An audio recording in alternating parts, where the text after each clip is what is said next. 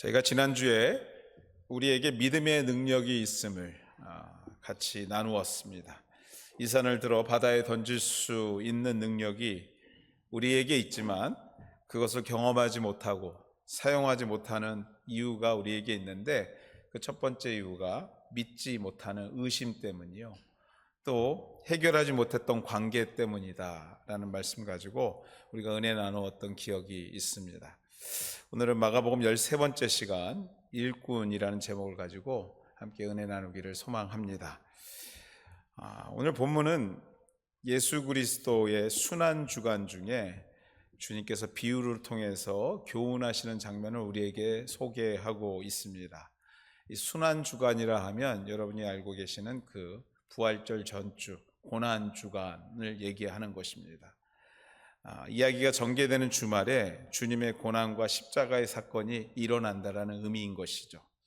즉 십자가의 죽음의 시간을 앞에 둔 마지막 주간을 제자들과 백성들과 시간을 보내면서 어찌 보면 유언과 같은 중요한 말씀을 오늘 악한 농부에 관한 비유로 통해서 전하고 있는 장면이 오늘 우리가 읽었던 본문 말씀입니다. 비유에 등장한 인물들을 조금 정리해보면 그렇습니다. 포도원 주인, 농부, 그리고 그 농부에게 세를 받으러 간 종, 포도원 주인의 아들이 등장합니다. 이 이야기 속의 비유의 대상들을 조금 더 자세히 살펴보면 이런 거죠. 포도원 주인은 하나님을 말하는 것이고, 농부는 이스라엘 백성이요, 또 세를 받으러 간 종은 구약에서부터 이어져 온 선지자들을 얘기합니다. 또 주인의 아들을 비유로 든 것은 바로 오늘 말씀을 전하고 계시는 예수님 당신을 말하고 있는 것입니다. 천지를 창조하신 주님께서 이 땅을 인간들에게 맡겨두시고 여러 선지자를 통해서 당신의 뜻을 전하고 당신이 원하는 삶을 살고자 노력하라고 애를 쓰고 전했지만 인간들이 듣지 않자 결국 독생자 아들을 보내셔서 십자가의 죽으심으로 이 땅의 모든 하나님의 백성을 구원하실 것을 이 악한 농부의 비유로 통해서 오늘 정리해서 말씀하고 계시는 겁니다. 예수님께서 얼마 남지 않은 시간을, 다시 말해서 정말 중요한 시간을 이용해서 오늘과 같은 이야기를 왜 말씀하셨을까? 라는 질문으로 오늘 이 말씀을 좀 시작했으면 좋겠습니다. 여러분들 인생의 마지막 시간, 이 시간이 지나면 바로 이제 나의 인생의 모든 것이 끝나는 그 마지막 순간, 그 순간에 예수님이 왜 이러한 얘기로 제자들에게 또 그 밖의 사람들에게 말하고 계실까? 그 첫 번째 이유는 두말할 것도 없이 구속사일 겁니다. 구속사. 이 땅에 오신 진정한 이유가 죄를 지어 죽을 수밖에 없는 우리를 위하여 십자가의 죽으심으로 구원하시고자 하는 구속 사역을 위해서, 그것을 위해서 내가 이 땅에 왔고 그것을 위하여 너희를 오늘 내가 섬기고 있다는 것을 전하고 싶은 마음이 분명히 이 오늘 우리가 읽은 본문 속에 들어있음은 부인할 수 없는 사실입니다. 그렇다면 과연 주님께서 마지막 순간 단지 당신이 이 땅을 구원할 구원자인 것을 말씀하기 위해서, 그것만을 위해서 오늘 이 말씀을 하고 계시는 것일까? 물론 성경은 그것만 기록하고 있습니다. 우리가 이러한 질문과 함께 생각해 볼 때에 그렇지 않다라는 것을 우리가 생각해 볼 수 있는 근거가 있습니다. 이유가 있습니다. 뭐냐 하면 오늘 본문에 등장하는 악한 농부의 모습이 어디선가 너무나 많이 본 사람인 것 같다라는 것입니다. 오늘 본문에 등장하고 있는 악한 농부의 모습들이 누구를 너무 많이 닮았다라는 것이에요. 그렇습니다, 여러분들. 오늘을 살아가는 우리들의 모습과 너무도 닮았기 때문입니다. 그러므로 우리는요, 이 비유의 말씀의 기본적인 뜻을 이해함과 동시에 한 가지 더 기록된 비유를 통해서 말씀하시고자 했던 의미를 오늘 이 시간 같이 생각해 보면서 은혜 나누기를 소망합니다. 왜 주님은 마지막 순간 악한 농부 비유를 제자들에게, 우리들에게 전하고자 했을까? 그 첫 번째 이유는요, 우리가 살고 있는 오늘은 본문이 말하고 있는 악한 농부 같은 삶을 살기가 너무나 쉬운 세대를 우리가 살고 있다는 것이에요. 그 예수님 당시의 제자들의 삶이나 오늘을 살아가는 우리들이 공통적으로 가지고 있는 부분 중에 하나가 바로 이 악한 농부와 같은 마음으로 살기가 너무 쉽다라는 것입니다. 본문은 포도 농장의 주인은 농부를 부르셨다고 기록하면서 얘기가 시작됩니다. 그리고 포도원의 모습을 우리에게 설명합니다. 내용은 다음과 같습니다. 1절입니다. 같이 읽겠습니다. 예수께서 비유로 그들에게 말씀하시되 한 사람이 포도원을 만들어 산 울타리를 두르고 즙자는 틀을 만들고 망대를 지어서 농부에게 새로 주고 타고 그러. 아멘. 포도원을 만드시고 그 포도원을 주변의 위협으로부터 안전하게 지키기 위해서 울타리를 만드셨답니다. 그리고 또 수확해서 즙을 만들 수 있는 포도즙틀도 이미 준비하고 있어요. 그리고 그것을 안전하게 지키고자 하는 망대 또한도 관찰할 수 있는 망대, 누군가 그것을 가져갈까, 그런 것들을 감시할 수 있는 망대 또한도 이미 준비된 농장입니다. 여러분들, 우리가 그냥 무심코 지나가면 농장이구나, 포도원 농장이 그렇지, 뭐 이렇게 지나갈 수 있는 본문입니다. 근데 이 이야기를 우리의 상식으로 생각해 볼 때 좀 어딘가 좀 어색한 부분을 발견할 수 있습니다. 우리가 기본적인 가지고 있는 상식으로 생각해 볼 때요. 뭐냐면요, 여러분들, 일반적인 우리의 상식으로 생각하면요, 일꾼을 불러서 뭐부터 시작해야 될까요? 일꾼을 불러 그 일꾼으로 하여금 포도원을 만들고 울타리를 만들게 하고 집틀을 가져다가 그 집틀도 잘 워킹할 수 있게 만들어서 그곳에 포도를 넣고 집을 짠 다음에 이것을 누가 훔쳐갈지 몰라, 망대도 지어 하고 망대도 져야 되지 않겠습니까? 그래야지 주인 입장에서는요, 돈 쓴 가치가 있는 거예요. 일꾼의 일한 노력에 대해서 지불한 그 대가가 그렇게 내가 돈 줄만 하지 라는 의미가 있는 것입니다. 그러나 본문의 포도원은요, 사실 일할 일꾼이 필요한 농장이기보다는요, 주인이 여행을 가는 동안에 모든 것이 갖추어진 곳을 지키고 수확만 하면 되는 일꾼의 입장에서 봤을 때는 어떻게 보면 최고의 일터일 수 있는 거예요. 그렇게 많은 일을 하지 않아도 됩니다. 다 갖추어진 데서 그냥 자기에게 맡겨진 일 몇 가지 정도만 하면. 여러분들이 만약에 이런 곳에 부름받아 가지고 매 시간 꼬박꼬박 잘 나오는 월급을 받고 있다면 여러분들 마음에 어떤 생각이 들까요? 별 생각이 없으신가요? 원래 나는 이러니까. 농부는 다 준비된 일터에 단순히 일꾼으로 부름받았습니다. 그러나 본문 어디를 살펴보아도 이 농장에 불러주신 주인에 대한 감사는 하나도 찾아볼 수 없습니다. 이후의 말씀 우리가 이미 읽어서 알지만 어떻게 하면 내가 좀 더 가져갈까? 7절입니다. 같이 읽겠습니다. 그 농부들이 서로 말하되 이는 상속자니 자 죽이자, 그러면 그 유산이 우리 것이 되리라 하고. 급기야는 무슨 생각까지 합니까? 통째로 가져갈 생각까지 합니다. 단지 수확된 포도를 어떻게 하면 더 내 것으로 만들 것인가에 대한 욕심으로 가득 차 있는 농부들의 모습이 계속됩니다. 찾아온 주인의 종과 아들을 폭력과 죽음으로 몰아가고 있는 것만 본문은 계속해서 우리에게 소개하고 있습니다. 사랑하는 우리 KW 우리 공동체 여러분, 이것이 성경이 말하는 악한 농부의 모습입니다.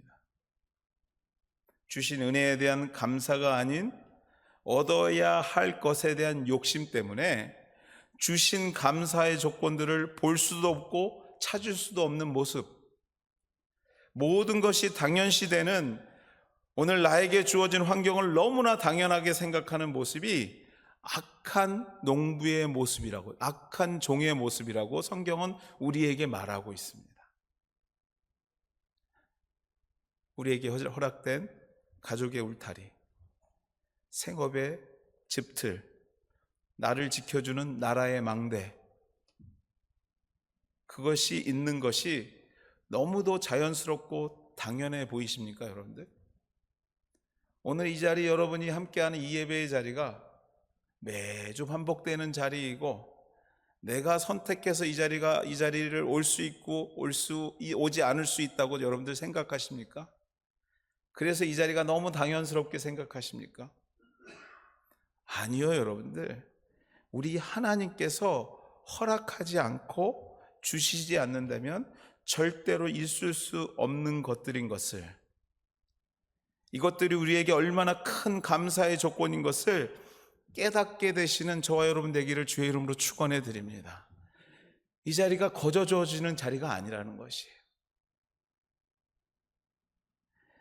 행동이 악하고 누가 보아도 잘못된 행동을 하는 것, 그것도 악하지만 여러분들, 깨닫지 못하는 것 또한도 성경은 악하다고 말하고 있는 것이에요. 내가 오늘 누리고 있는 것, 내가 오늘 생각하고 있는 것, 내가 아무 생각 없이 당연한 것으로 생각하는 그것조차도 하나님께서 허락하시지 않으면 내가 누릴 수 없다라는 것을 깨닫지 못하는 것, 그것이 악하다고 성경은 얘기하고 있는 것입니다. 그렇습니다, 여러분들. 그래서 우리와 너무나 많이 닮아 있어요, 이 농부가요. 부인하고 싶지만 너무나 많이 닮아 있습니다. 우리가 악한 농부는 아니었나 질문해 볼 필요가 있는 것이에요.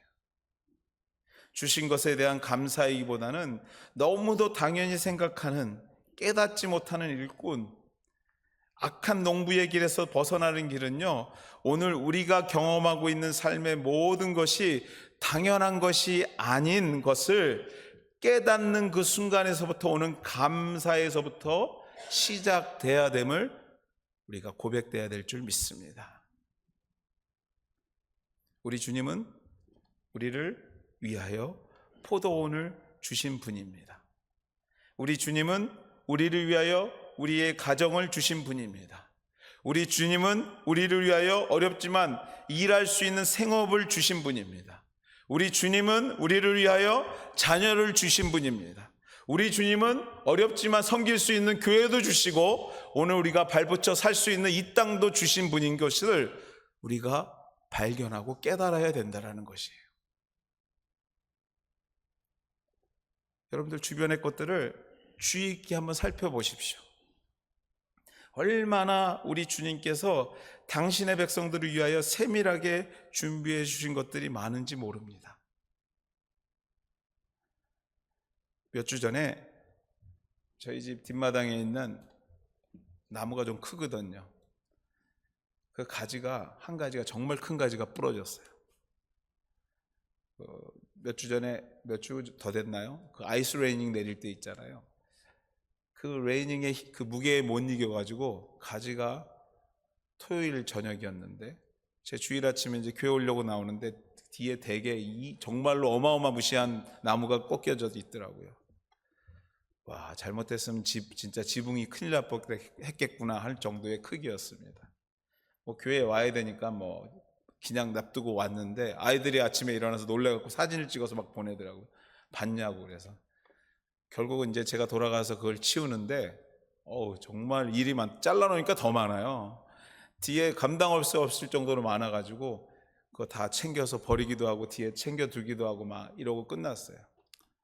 그리고 이제 5월이 됐잖아요. 여러분들 해가 얼마나 좋습니까?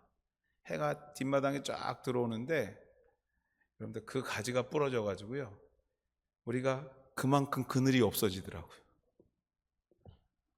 그러면서 제가 하나 깨달은 게 있습니다. 저 가지 때문에 내가 정말 그늘을 누리고 살았구나. 저것도 나에게 주신 은혜였구나. 정말 그게 깨달아지더라고요.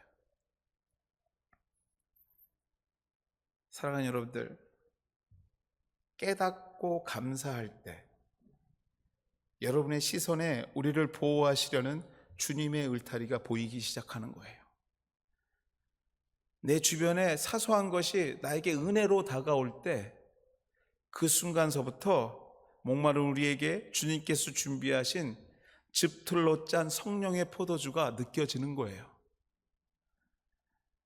너무나 당연하고 너무나 누리고 살고 이 시간이 너무나 당연하게 느껴지면 혹시 내가 악한 농부로 변하고 있지 않는가 고민해 볼 필요가 있는 것입니다.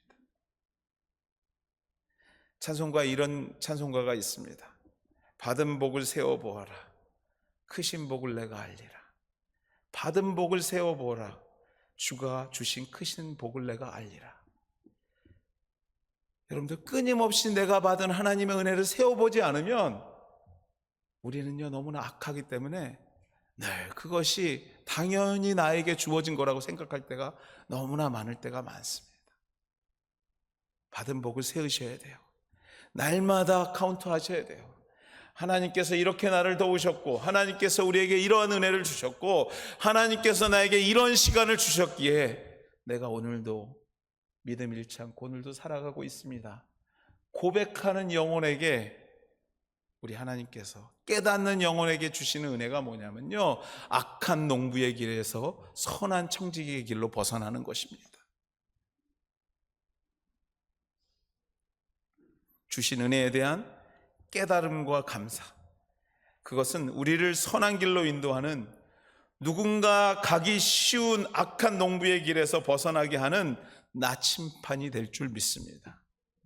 만물이 소생하는 하나님, 이 5월의 계절에, 가정의 달에 내가 있는 그곳에 있는 감사의 조건을 깨달아서 아버지가 원하시는 선한 일꾼으로 변화되는 지혜로운 하나님의 사람들 되시기를 주의 이름으로 축원해 드립니다. 내가 이 자리에 있음이 하나님의 은혜고, 이 자리에 있음이 하나님의 놀라우신 뜻인 것을 깨닫고 감사할 줄 아는 그러한 하나님의 사람이 되고자 노력하시게 되는 우리 모두가 되기를 소망합니다. 왜 주님이 마지막 순간에 이 악한 농부의 비유를 우리에게 말씀하셨을까? 두 번째 이유는요, 포도원 주인이 누구인지 더욱더 분명하게 가르쳐 주기 위해서입니다. 포도원 주인이 누구인지 분명히 하시기 원했기 때문에 이 마지막 유언과 같은 일을 남기셨다라는 것입니다. 여러분들, 이 소작인이라는 말 들어보셨을 거예요. 소작인. 어르신들도 많이 들으셨을 거고, 이 소작인이라는 뜻이 뭐냐면요, 원 땅의 주인은 따로 있고요, 그 주인에 의해서 고용된 일꾼들을 말합니다. 다시 말해서 농장에서 열심히 일한 뒤에 그 농장의 결과와 관계없이 결정된 임금을 받는 사람들이에요. 그 크기와 관계없이요. 일반적으로 세상의 일터는요, 일하기 전에 자신의 임금이 결정됩니다. 시간에 따라 또는 자신의 능력에 따라 시간 또는 1년에 받을 임금이 결정되고 그 근거를 바탕으로 일을 시작하죠. 그러나 본문의 일터는요, 조금 다른 것을 보게 됩니다. 2절 말씀입니다. 같이 한번 읽을까요? 때가 이름에 농부들에게 포도원 소출 얼마를 받으려고 한 종을 보내니. 때가 이르렀던 건 뭐냐면 추수 때가 된 겁니다. 때가 이름에 농부들에게 포도원 소출을 얼마를 받으려고 한 종을 주인이 보냈대요. 너무나 여러분들 그냥 읽으니까 자연스럽죠. 되게 부자연스러운 말입니다. 결실의 계절에 얻어진 모든 것을 결산하고 그 중에 약속된 일부분을 일꾼들의 몫으로 주는 것이 아니라 어떻게 해요? 모든 결실 중에 일부분을 주인이 받으려고 종을 보냈대요. 일부분을요. 즉 모든 소득은 일한 일꾼들 것이고, 그것의 일부분을 주인인 나에게 내어놓으라는 주인의 셈법인 것이죠. 다 네 거야. 일한 여러분들 거야. 그 대신에 그 조그만 거 그거는 내 거야. 이런 말인 거예요. 좀 더 깊이 생각해 보면 이런 겁니다. 주인은 당신의 농장에서 일하는 자들의 권위와 권리를 인정하되 최소한의 것으로 자신이 이 농장의 주인인 것을, 주인은 나야 라는 것을 일꾼 스스로가 인정하는 행동, 즉 포도원 소출의 얼마를 내 노음을 통해서 인정하기를 원하고 계시는 거예요. 이 농장이 내 건데 근데 네가 수확한 건 다 가져. 대신에 이 농장의 주인이 누구인지를 확인하고 싶은데 그 방법이 뭐예요? 수확의 일부분을 나에게 달라는 거예요. 이것이 주님이 원하시는, 성경이 말하는 포도원 주인 인정법입니다. 이러한 예는요, 여러분들 성경이 여러 군데에 나와요.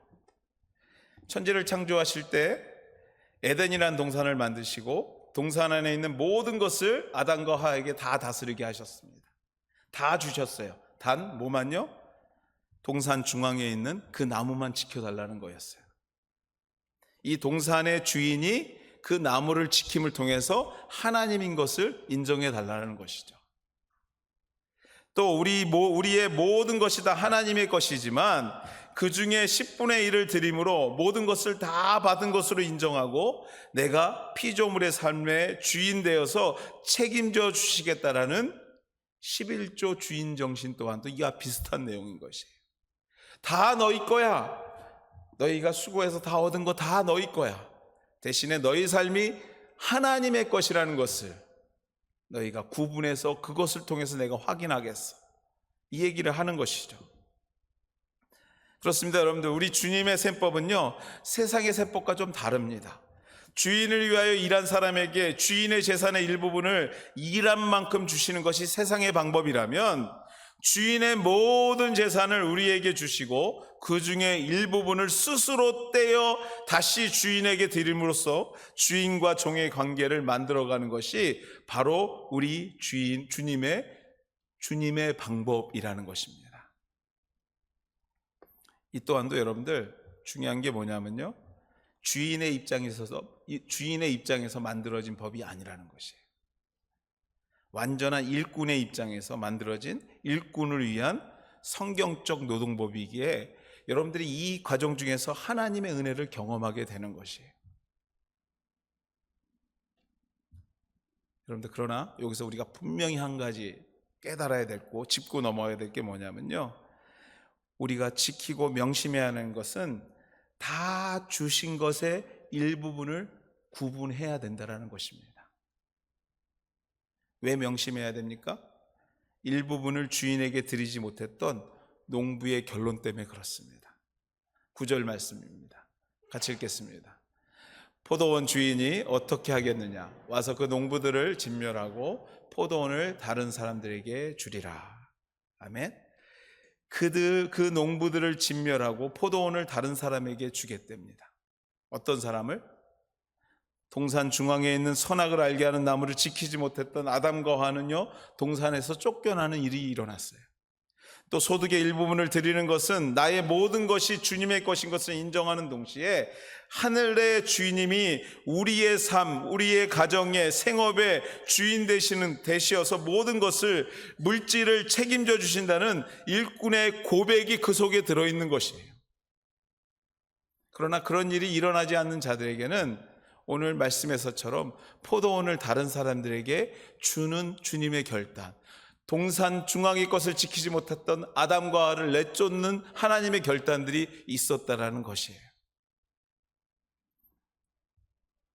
이 얘기를 하면 우리 성도님들 대부분은 안 그러겠지만 몇 분들은 그런 생각을 하실 거예요. 우리 목사님 또 헌금 설교를 또 이렇게 하시네, 또 이렇게 하시는 분 계실 건데, 저는 제가 자녀를 키워보니까요, 애들이 말하지 않아도 애들 눈빛만 봐도 알 때가 있어요. 제가 요즘 아이들을 내쫓았거든요. 그래서 저보다 먼저 이사를 떠났어요. 근데 자꾸 집에 오려고 그래요. 오지 말라고. 내가 오지 말라고. 그런데 눈빛이 갈까? 그러면 눈빛에서 나와. 제가 그걸 못 이기고 집에서 그리고 이불 깔아주고 그러는데요. 자녀의 아픔을 누가 가장 먼저 합니까? 부모가 알아요. 말하지 않아도 알아요. 그 눈빛만 보아도 알아요. 그 마음이 어떤지 경험해 보신 분들 대부분일 거예요. 자녀 키우셨던 분들은요. 내가 느껴지잖아요. 여러분들, 여러분의 어려움을, 여러분의 아픔을, 여러분의 생업 현장의 그 걱정을 누가 가장 먼저 할까요? 저는 우리 하나님이 아신 줄 믿습니다. 여러분이 기도할 수조차도 없는 고통 속에서 주님 앞에 나와서 주여 하고 엎드리는 그 순간에 그 주여 속에서 우리 하나님께서 다 느끼실 거예요. 왜 모르시겠어요? 그럼에도 불구하고 오늘 본문에서 내가 너의 주인인 것을 알고 싶어 하시는 하나님의 마음은 뭐냐면요, 그럼에도 불구하고 우리의 삶 속에서 나의 물질과 시간을 구분하는 나의 자녀의 모습, 내가 너의 아버지인 것을 보고 싶으신 거예요. 그 물질의 크기가 중요하지 않습니다. 그 시간이 길고 짧은 것이 중요하지 않습니다. 하나님, 내가 주님 앞에 속해 있는 자입니다. 하나님, 내가 주님의 자녀입니다. 하나님, 내가 오늘도 아프지만, 하나님, 오늘 내가 부족하지만, 하나님, 오늘 우리의 생업의 현장이 너무나 어렵지만, 그럼에도 불구하고 내가 나에게 주신 그 은혜에 감사하면서 내 시간과 물질을 하나님 앞에 구분합니다. 그 마음을 보고 싶으신 거예요. 사랑하는 여러분들, 주님께서 여러분들을 알고 계시는 줄 믿습니다. 이미 우리는요, 부인하고 싶어도 우리가 하나님의 자녀들이거든요. 하나님께서 이미 여러분의 삶을 독생하신 예수 그리스도의 핏값으로 사셨거든요. 포기할 수가 없거든요. 그래서 여러분들에게 오늘도 선한 하나님의 사람으로 살 수 있는 방법들을 자꾸 보여주시는 거예요. 고백하라 하시는 거예요. 여러분의 시간과 여러분에게 주어진 그 물질의 자그마한 것을, 여러분의 그 은혜를 주님 앞에 돌려드릴 수 있는, 그래서 내가 하나님의 백성인 것을 고백할 수 있는 우리 모두가 되기를 주의 이름으로 축원해 드립니다. 하나님께서 그것을 받으시고 오늘도 그 영혼을 악한 길에서 벗어나 선한 하나님의 종으로 사용해 주실 줄 믿습니다. 그러므로 우리에게 필요한 것은요, 성경적 소작인의 위치를 회복하는 것입니다. 아니, 내가 주인 되려고 했던 본문의 농부들이 아니라 주님께서 당신의 농장을, 당신의 기업을, 당신의 시간을 나에게 맡기셨다라는 소작인의 정신, 청지기의 사명을 회복하는 순간, 성경적 소작인으로서 우리의 삶의 일부분을 주인 되시는 분께 구분하는 순간, 우리는 악한 농부의 길에서 벗어나서요, 하나님의 선한 일꾼으로, 풍성한 은혜의 일꾼의 삶으로 변화되기 시작할 것입니다. 사랑하는 여러분들, 여기서 또 한 가지 중요한 게 있는데요, 성경적 소작인은요, 하나님의 축복을, 즉 농장의 모든 것을 누리는 것은요, 해보지 않고는 답이 없어요. 그냥 우리 아무개 집사님은 그렇게 해갖고 오늘도 기쁨으로 살고 있대, 그러면 계속 그 사람 얘기인 거예요. 내가 오늘 결단하지 않으면 그 일은 일어나지 않습니다. 내가 오늘 하루 중에 이 시간을 주님 앞에 드리고자 결단하고 아무리 바빠도 그 시간을 주님 앞에 드리면서 기도하지 않으면요, 그 시간을 주님 것으로 드리지 않으면 변화되지 않아요. 여러분들, 아무리 힘들어도 주님의 것이지 하고 드려보지 않으면요, 주님께서 역사하심을 그만큼 우리가 경험하지 못하는 것이에요. 해본 사람에게는 이기지 못합니다. 여러분들, 오늘 주님께서 말씀하십니다. 나의 사랑하는 아무개야, 오늘 내가 너의 주인이고 너의 농장에 내가 주인인 것을 오늘도 너의 삶의 관계 속에서 내가 확인하기를 원한다 하시는 주님 말씀 앞에 우리가 조그마한 움직임을 통해서 그 일을 만들어가게 되시는 우리 KW 공동체 모두가 되시기를 주의 이름으로 소망합니다. 오래 계절, 좋은 계절, 주님 앞에 시간을 드리십시오. 주님 앞에 우리의 삶을 드리십시오. 그 순간 주님께서 저와 여러분을 선한 길로, 은혜의 길로, 더 풍성한 길로 인도해 주실 줄 믿습니다. 말씀을 맺습니다. 우리는 어떤 일꾼인가요? 아니, 어떤 일꾼이 되고 싶으십니까? 아니, 어떠한 삶을 살기를 원하십니까? 세상은 우리를 악한 일꾼의 길, 즉 농장의 모든 것을 다 소유하라고 날마다 유혹합니다. 그렇게 살면 안 된다고 합니다. 그렇게 내어주고 살면 언제 우리 집 마련하고 언제 은퇴 후에 자금을 마련하냐고 자꾸 유혹합니다. 어찌 보면 그것이 잘 사는 길인 것 같습니다.